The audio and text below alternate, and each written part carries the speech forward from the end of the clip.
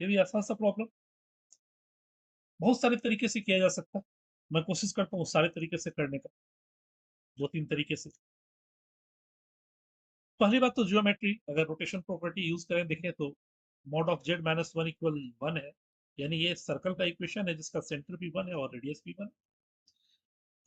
And दूसरा है argument of Z equal to theta, यानी निश्चित रूप से सर्कल के किसी एक पॉइंट पर कोई एक कॉम्प्लेक्स नंबर है जिससे सेंटर का डिस्टेंस वन है, यानी सिचुएशन ये है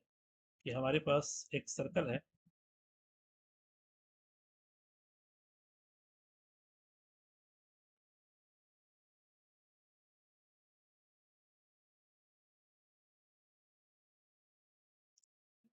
जिसका सेंटर भी वन है और रेडियस भी वन। सेंटर वन है, ये वन, रेडियस ये टू पर कट करेगा, एंड तो ये पॉइंट है पी जेड जिसका आर्गुमेंट थीटा है, ये एंगल थीटा है। इसको मिला देते हैं, वो कह देते हैं पी और ये कह देते हैं Q. Argument of z equal to theta, then we have to find 1 minus 2 by z का। पहले तो अगर हम लोग कोली मेथड यानी रोटेशन प्रॉपर्टी का यूज कर लें और ऐसे भी देखें अगर, तो ये 90 डिग्री है, because O Q is your diameter और सेमी सर्कल के सर्कमफेरेंस पर राइट एंगल का फॉर्मेशन होता है। ओ क्यू जो होगा वो हाइपोटेनस का काम करेगा और थीटा के लिए पी क्यू जो होगा वो perpendicular. O P Q equal pi by, P Q pi by two था हमारा। तो यूजिंग कोली मेथड या रोटेशन प्रॉपर्टी अगर यूज करें तो ये एंटी क्लॉकवाइज, यानी 2 minus Z upon 0 minus Z equal mod of 2 minus Z upon 0 minus Z into e to the power I and angle OPQ, that is I pi by 2, and this becomes 2 minus z by 0 minus z and mod of 2 minus z, that is distance between PQ, this shows PQ upon OQ OP into cos pi by 2 plus I sin pi by 2,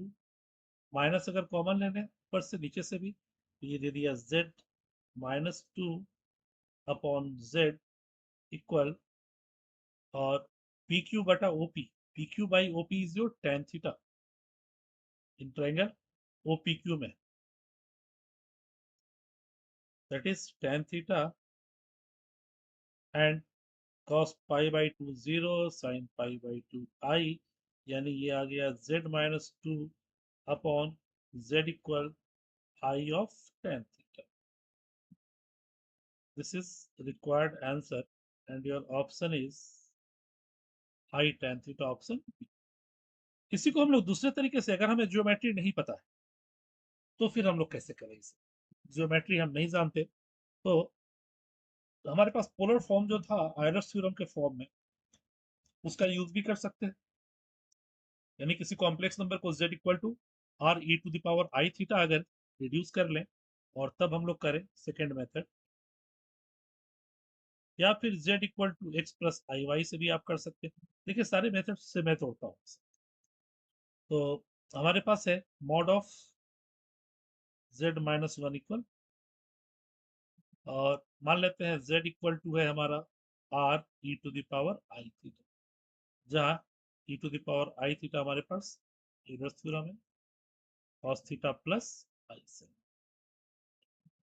तो ये हो गया हमारे पास r E to the power I theta minus one equal one, squaring करें दोनों side तो ये हो जाएगा r E to the power I theta minus one का स्क्वायर इक्वल वन का square. z into z bar equal z square, यानी r e to the power I theta -1, और z बार लें तो इसका बार लेंगे तो क्या हो जाएगा, e का पावर -I थीटा -1 इक्वल 1, और ये हो गया r square minus r common ले लें, e to the power I theta plus e to the power -I theta plus 1 equal to 1, और e to the power I theta plus e to the power -I theta केवल real part बचेगा, I sine theta cancel, यानी 2 cos theta, यानी ये आ गया r square minus 2r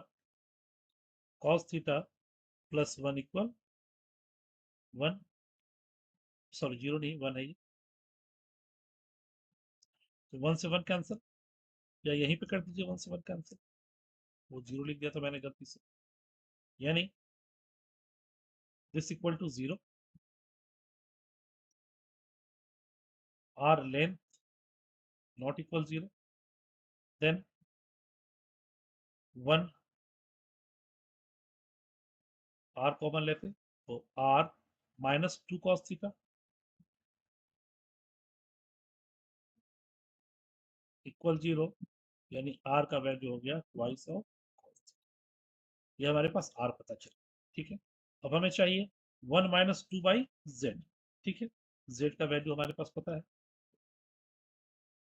therefore 1 minus 2 upon z, 1 minus 2 upon z, that is r e to the power I theta, and this can be written as 1 minus twice e to the power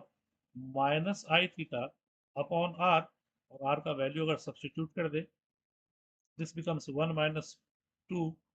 and cos theta minus I sin theta upon r का value हो गया twice of cos theta, this becomes twice of cos theta, 2 से 2 cancel, और LCM ले लिया अगर तो cos theta minus cos theta plus I sin theta upon cos theta, cos से cos cancel and I of sin theta, ये भी काम कर सकते थे। तीसरा तरीका भी हो सकता है, z equal to X plus I Y अगर पुट करते हैं हम, इससे भी आप कर सकते हैं। थर्ड वे, अगर z equal X plus I Y है तो मॉड ऑफ z थोड़ा कैलकुलेशन होगा इसमें, mod of z minus 1 equal 1, that is x minus 1 का होल स्क्वायर डायरेक्ट लिख देते हैं, plus I Y that is Y square equal 1, यानी ये दे दिया X square minus 2x plus Y square equal 0, 1 से 1 कैंसिल। देखिए इक्वेशन आ गया हमारे पास, सर्कल का ही इक्वेशन है, इसका सेंटर 1 है और रेडियस भी 1 है। तो खैर हम कोई ज्योमेट्री यूज नहीं कर रहे हैं, z equal to X plus I Y केवल माना था हमने, और हमें चाहिए 1 माइनस क्या था 2 बाई जेड ना, 1 माइनस 2 बाई जेड, यही तो है स्लाइड में, 1 माइनस 2 बाई जेड, ठीक है, दैट इज z माइनस 2, और जो हम लोग अपने 11th में क्या करते थे, एक कॉम्प्लेक्स नंबर कभी भी डिनोमिनेटर में नहीं होना चाहिए, x minus 2 plus I Y, और इसके कॉन्जुगेट से मल्टीप्लाई कर दिया तो x minus I Y by X square plus Y square,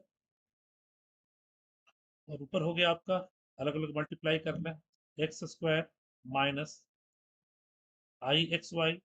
minus 2x plus 2 i Y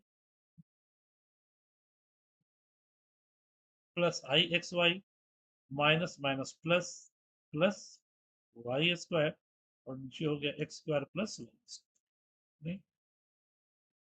देखिए एक ही प्रॉब्लम को डिफरेंट डिफरेंट तरीके से कैसे सोचा जा सकता है, इसे हम लोग लिख सकते हैं एक्स स्क्वायर रियल पार्ट लें minus 2x plus Y square, X square -2x geometry हमें नहीं पता है, तो हालांकि एडवांस का एग्जाम दे रहे हैं तो ज्योमेट्री पता होनी चाहिए। I x y cancel, plus 2 i y। Geometry से हम लोग तुरंत सोच सकते हैं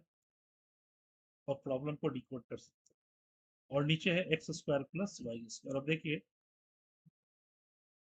हमने जो यहाँ इक्वेशन निकाला है कितना हेल्पफुल हो गया। X square minus 2x plus Y square 0 है, और यहीं से X square plus Y square का वैल्यू हमारे पास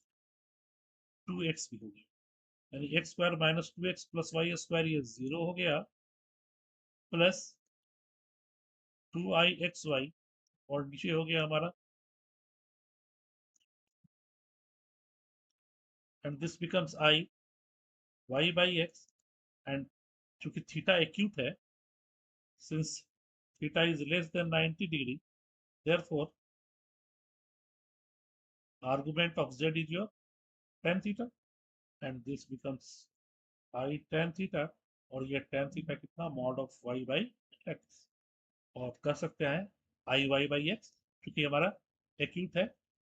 फर्स्ट क्वाड्रेंट में ही होगा, इसलिए tan theta equal to y by x i tan theta। therefore 1 minus 2 by z equal i tan। तो ये हमारा डिकोडिंग हुआ, डिफरेंट डिफरेंट वे से एक ही प्रॉब्लम को सोचने का तरीका।